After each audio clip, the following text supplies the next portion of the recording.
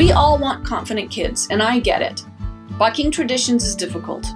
We tend to do the things the way we've always done them because it's what we know. But we don't have to continue to follow this path, especially if there are better ways to raise confident kids. Take experiments, for example. You may not realize this, but most hands-on activities are just demonstrations of science, not actual experiments. You can buy a science kit that tells you to pour tube A into tube C, and maybe the kit says that tube A is citric acid and tube C is sodium bicarbonate. It bubbles and it fizzes, and your child might say, "Oh wow." But so what? What have they actually learned? Why does it bubble and fizz?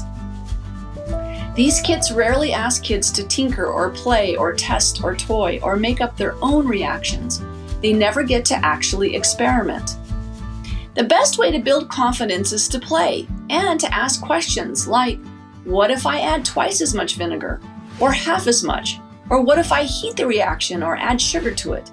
Will acetic acid, vinegar, work the same as citric acid? What about baking powder? Does it work too?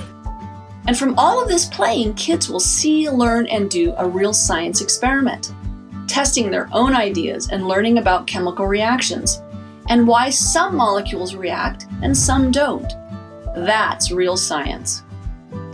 Isn't it more important to empower the next generation of scientists to ask more questions and play with more of their own ideas, to understand the root of their experiments, rather than memorizing facts to answer back to a teacher or record on a standardized test?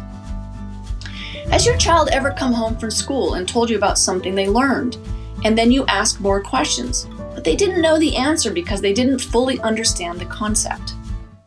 So let me ask you, do you want your child to only scratch the surface of learning science concepts? Or do you want your child to build confidence through the power of tinkering, toying, and playing, and exploring, and asking their own questions?